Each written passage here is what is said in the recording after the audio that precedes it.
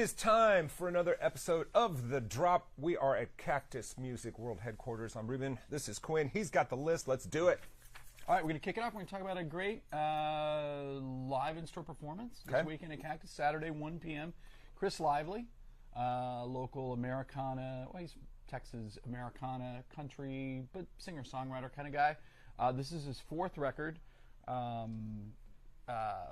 We Are Here Right Now is the name of the record. I like the record. Here's Chris. He's bringing his records in on Saturday. He's played the store many times. Terrific local artist you need to know about. Complimentary St. Arnold beverages. I love that. Bring the kids, sit right up front, see some live music on Saturday early before your day really gets going. It's a free show, baby. If you're in the Houston area, check it out, Cactus Music. We'll see you there. All right. And then, hey, more signed editions from our green room, signings with artists. So we have some signed copies of Ginger Root. His new record. Now, this, Ginger Root is Cameron Liu, and what you know is it's that kind of bedroom soul kind of thing, but it's also very, I think, of Montreal influenced. Okay. Very cool. Had a sold out show at White Oak Music Hall, and we went over there and had him sign some records for us. Very hip, very happening right now. Artist, you can get an autographed copy at Cactus. Love the artwork. Yeah. There's the autograph right there. Yeah, stay tuned for more of those. Cool. They're coming up. I love it. Hey, we're going to kick it off on the new release part of the program and talk about Charlie XCX, who is having a big year. Yeah. You know, Brat was just a monster Huge. LP, and she has come with two new versions. One that's remixes, and then a new version of the album where she's added 3 songs. And I love the title. The title is Brat, and it's the same, but there's 3 more songs, so it's not. Is the name. That's awesome. The name of the record. I love it. And there's the remixes. You know, it's such a dancey, upbeat thing, which is why I think people are really hanging on to it in the middle of a. You know. Yeah, and for the people that, you know, I guess there was so much made of, like, what does it mean? How do you use it in a sentence? Brat this, Brat that. And then I started seeing all the Brat T-shirts. And people would ask, like, what's that Brat T-shirt thing about? I'm like. And the green? If you got to is ask. everywhere. Yeah, you got to ask, you don't know. You got to ask. You don't want me explaining it. So, kind of doubling down on that and just in time for the holidays. And I think the 3 new songs are in keeping with that. Very, very danceable, very upbeat. Sweet. New release from Peach Pit. This is their new album, Magpie, Vancouver band. Good band. This is their 4th record. Super catchy. I think they've As really always. evolved. The earlier records that really clicked with people were a little more spare. I really think they've come into their own. They get better record by record. And their fan base has grown record by record, which is what you want to see, that kind of organic growth as an artist. I like it that it's like this crazy record crate looking. Oh, I was trying to figure out what it was. It is a record Yeah. crate. And you can get it on clear and white swirl vinyl. Indie store exclusive. Come on, I think it's going to be a big year for that record. Let's I think do it. people are rolling. Let's do it. And you know, one of the most unexpected reunions last year was Tears for Fears. Sure. Reuniting after, I don't know, 30 years or something like that. They hit the road. Now there's a brand new album, live recording, Songs for a Nervous Planet. The thing you need to know about this is you get 4 new studio songs on there that are in keeping with their fine work. The song Emily Said, which I think is the first single, is a very Beatle-esque. They're kind of Sgt. Pepper era production that they've kind of. But that's always been a little bit of their seasoning, a little bit of their sauce. And this is the indie store exclusive on Cocoa Cream vinyl. But they're every week. Every week, new color I of know vinyl, a new there's a vinyl lot of- colorway to discover. They're you know, and if it's the same old color, just come up with a new name. You know. Right. It'll click with Yes, people. call it something else. I know you're excited about this brand. The Pixies have returned with their new album, and this is we've got a couple of records in here that are very Halloween in title and concept. Okay. This is the brand new record from the Zombies from the Pixies, called The Night the Zombies Came. And can you believe this? It's 20 years since they reunited. Yeah, that's crazy. It's been 20 years since they reunited. Because that's when the documentary came out. Yeah. Loud, Quiet, Loud. I think that's that right. was it. Yeah. So this is their 10th album overall, if you count the EP.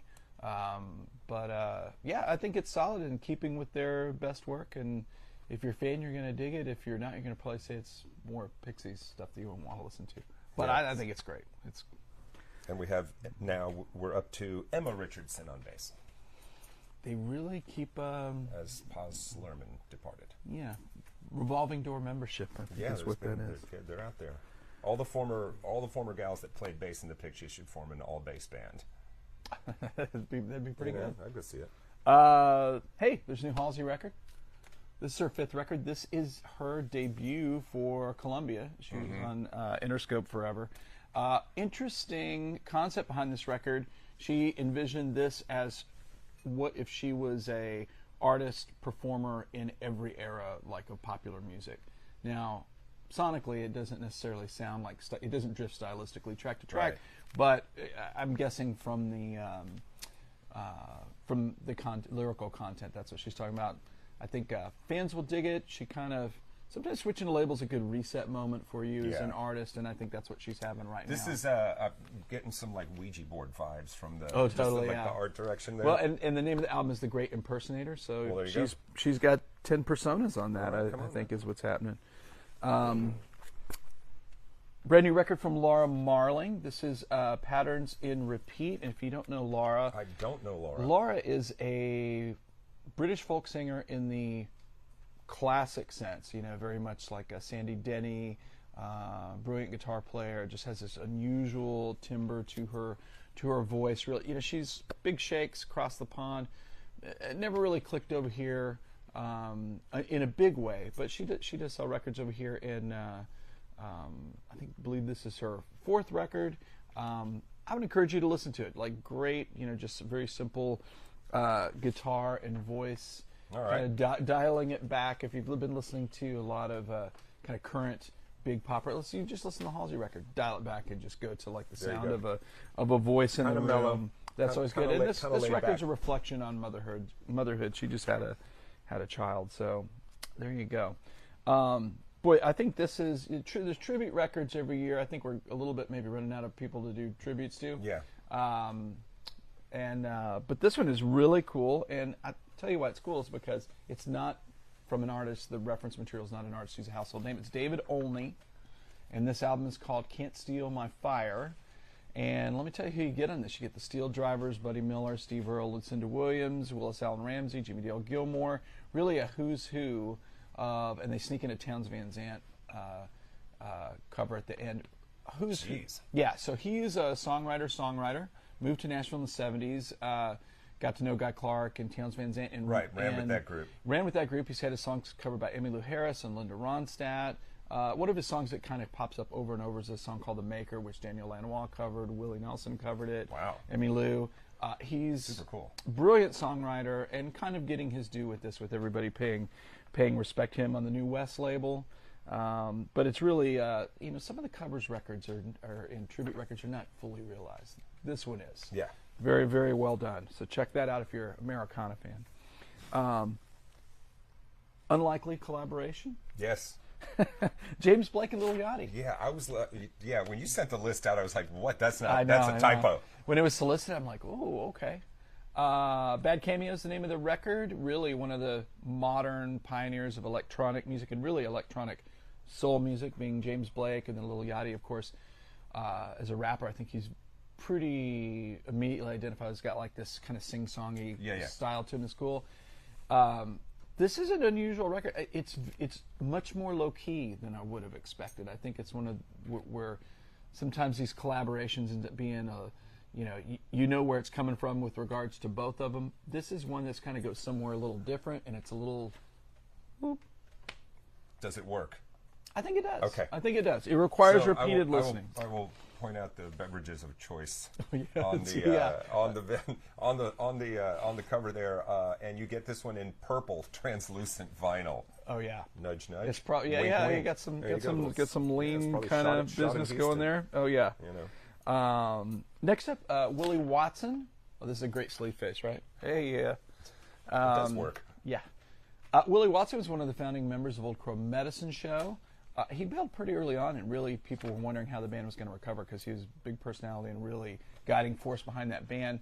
Kind of more of where they have evolved in more of like a rootsy pop act. He's very much a singer-songwriter, folk guy. But this is his, years after leaving them, this is his first solo album that is all original material.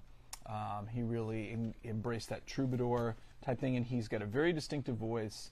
He's really regarded as one of the best folk singers of our time, and worthy of your time to check it out. All right. He's cool. I'm hoping to see him. I hope he does a You are bringing gig. the folk this week, my I know, friend. there's some folkiness, yeah. Dropping the folk. Well, let's dispense with all that and talk about the voids. Let's go right to the voids. Julian Casablancas. Blow that out of the water. Yeah, Julian Casablancas of the... Is this his second record? This is their third. They've actually Okay. made three, you know. And it's kind of funny we're talking about this near Halloween because maybe you met him when we did an in-store with the Voids at Cactus Music, and that lasted 4 hours because people drove from all over, like from Mexico to meet Julian. When was that? It was a Halloween of, I don't know, like 8 years ago or something Wow. like that. Yeah. Yeah, Maybe 10. I like the first album. I don't know if I heard the second album. It's very varied. It's a chance for him to obviously do things different, music that's different from the Strokes. I think those records are super interesting. There's a lot going on. The thing that you expect is the voice, and it's there. So if you're into his unique voice, it's great. What you see there. I'm very curious what the song Flexor Cyst sounds like. Well, you have to check it Who out and let knows? us know. You have to let us know. You don't let me take the plastic off the what am I supposed to do? Oh, yeah. All right. And Doja Cat's Scarlet to Claude, this is finally out on vinyl. It came out about a year ago, Yeah. I believe. And Sold a couple of records. Dude, this thing was so big it was everywhere. You couldn't escape it. Those two songs, Paint the Town Red, Right. and Agora Hills, monster hits. Like, you heard them everywhere. I don't know if it was her acting debut, but she was a featured character in one of the episodes. I think it's either the first or second season of Dave. Oh, okay. And her and Dave meet on a dating app, and the whole episode is leading up to a date. You know, and his clever. character, Little Dicky, big fan. You know, and Doja. Anyway, I'm not going to spoil it for you. Yeah, don't ruin But, it for them. They want to watch it. Did very well as not everybody right. in the music industry can act. Everybody wants to. Everybody wants to. I just thought it was a good performance. Yeah. I thought it was. that's good. I believe this. That's good. Yeah, Yeah. you got to have a personality to carry Exactly. it over, right? Exactly. All right, the next of our Halloween theme Now, titles. if you're watching this the day it premieres, which is Thursdays at 1 o'clock, you're gonna actually see this on Halloween. Yeah. Unless we get preempted and blown out of the water, and then Yeah, you're like, why let's am I hope seeing not. this? Let's say All right. the power of So you positive should be thinking, seeing this Ruben. on Halloween. Sorry. And if you are, you can listen to "I Want Blood" by Jerry Cantrell. I think it says it all. I think it says it This all. this is good. It's really terrific. Yeah. It sounds like if you are a fan of his playing in Alice in Chains, this is going to grab you. Yeah. I mean, it's This right man- what you want. This man can write a riff. He can, and he's got some guest bass players on there. Robert Trujillo and Duff is on it. But Yep. I think, I think the solo records have been really strong. But this is like, oh yeah, this is what people want from this guy. Give the Solid people what they record. want. Yeah. That's what you should do. Absolutely. Okay, now this is the first time I can remember this actually happening, where there was a new release, like recently recorded, where there are no living members of the band. Isn't that crazy? We were still talking about that the other alive. day. Yeah, that's It is nuts. crazy. So this is the final MC5 record, Heavy Lifting, and essentially Brother Wayne Kramer, the founding member of MC5, went in to make a record produced by the great Bob Ezrin that worked with Pink Kiss. Floyd on the Wall and Kiss and Alice Cooper. He was doing a solo record, and Bob says, like, you know what, this is an MC5 record. You know, he just felt it. Singer strong, and this also features the final performance of Dennis Thompson, who is the original drummer. They were the only living members, and they passed before the record came out. So That's this crazy. record is coming out.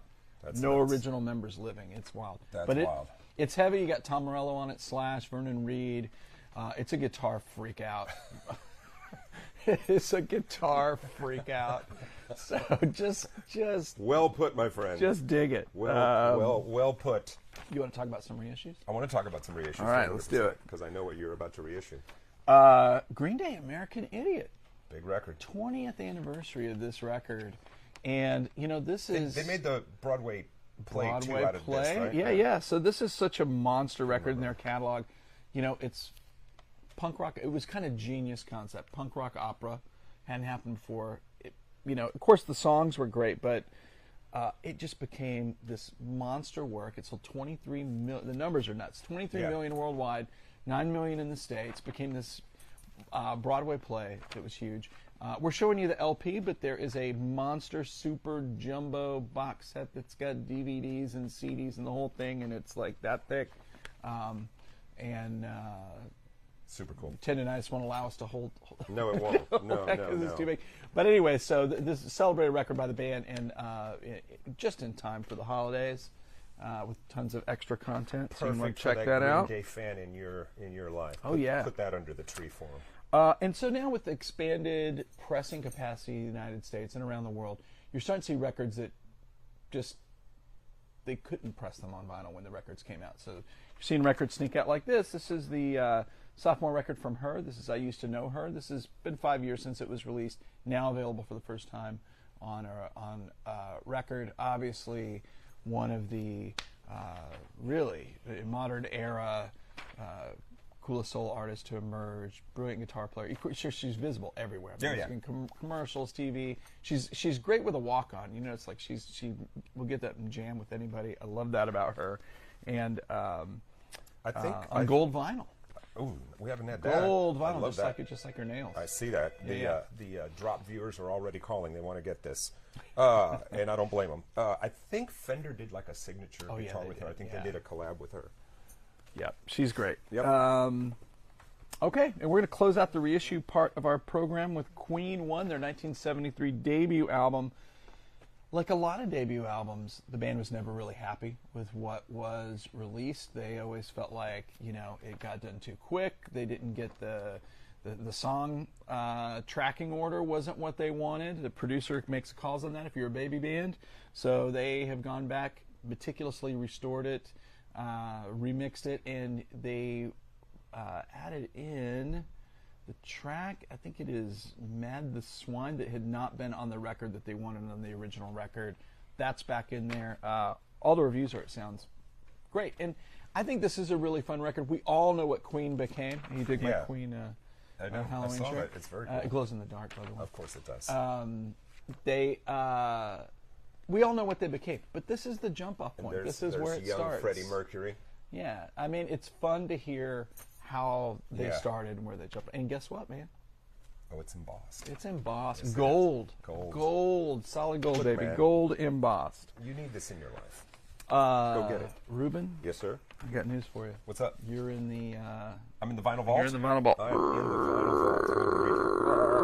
vault. That's a door creaking. Yeah, we used to have animation for that, but budget cuts. All right, so this album. There's a funny story about this album. Let's hear So it. this is Built to Spill. There's Nothing Wrong with Love, and 30th anniversary present. Wow. Where'd Sub all the Pop. time go? Yeah, so this is another. I've talked about this before. This is another album band that I came to own, not knowing how I got it or what they sounded like. Sometimes records And find it just you. kind of got handed to me. Yeah. And I remember having it on CD, back when, if you had a CD, at least my friends were like, hey, can I borrow it? Yeah, sure, borrow it. Or somebody's like, burn a copy or whatever. So, and maybe that's how I ended up with it, but I was completely surprised of what the band sounded like and the fact that I liked what the band sounded like. Oh, that's good. Because it's not a sound for everyone. No. They're definitely kind of unique. Of course, Andy Capps, Doug Martesh, Brett Nelson. The vocal style is very, almost like it doesn't fit in the song. Yeah. Or it might be a little not completely in tune. But In the Morning, such a great song. Big Dipper's like probably my favorite song on this album. That's the jam. Yeah, it's so good. But everything's good on here. Start to finish, it's good. It's such a good album, and they never really connected with a massive audience. They were kind of like for the Sub Pop, 30 years ago when Sub Pop was still riding high and kicking butt. They were, I want to say, a smaller act. That's on really the the roster. glory days of alternative college 94, music, whatever man. they wanted to call it. Indie. And they went on to make some very successful records for Warner Brothers, but never really, like you're saying, they never found their large audience. I always felt like it's really kind of They were zigging while everyone else was zagging at a time when there was a like kind of grungy and all that. They were like this kind of almost Neil Young inspired, rootsier kind of from the guitar playing. They reminded me just a little bit. There was just just a little bit something in there that reminded me of a band that I really did like at the time, The Wedding Present. Oh yeah, there you go. They had just a little bit of that, in it. Which, of course, another band that's not for everyone. Not for that everyone. sounds not for everyone, but I love it. All right, so look, we got a couple of minutes left. So obviously, you're seeing this on the digital platform, but you want to? We can run through Halloween records real quick. We got. You want to do your top three? Sure, I got three. I got three for you. You want to do two? Each of us do one? Or? Yeah. Back and forth. We got 4 minutes. All right. I'm going to kick mine off with Halloween. I tried to pick records that people don't know that are Halloween records, but boy, they are Halloween records. This is Diamanda Gallas. This is the Litanies of Satan. The Litanies of Satan. If you don't know her, she's an opera-trained vocalist turned avant-garde recording artist. She has a harrowing 4-octave vocal range, which she uses. They manipulate using tape loops, so it's just her. Was kind of beloved by the goth movement. Oh yeah, she's a goth. She's a goth icon. She's disturbing, provocative, capable of unnerving vocal terror. She succeeded at that. All right. I'm going to go with numero uno, Bela Lugosi's Dead. Bauhaus, obviously, complete with the creepy video that MTV used to play, which it was in The Hunger, right? Wasn't that? It was in The Hunger, so. So if you don't know it, you should go get it, go find it. All right, mine is 2001, A Space Odyssey, which I think for many people, this was my first introduction, like 10 years old, to modern classical music. Gheorghe Ligeti did the music that is the layering of all the choral, polyphonic stuff that still to this it's a crazy day soundtrack. is so creepy to me. And he's one of the most influential classical composers of our time and one of the most progressive guys. And this is where people heard it. There you go. All right. So my second one, we don't have a cover. We don't have a physical copy. Screamin' Jay Hawkins, You Put a Spell on Me. Still, and it's on every Halloween compilation. And people cover that song. It's one of the most haunting songs ever, right? Yeah, and there is old video of him on YouTube performing it live, and he jumps into the coffin.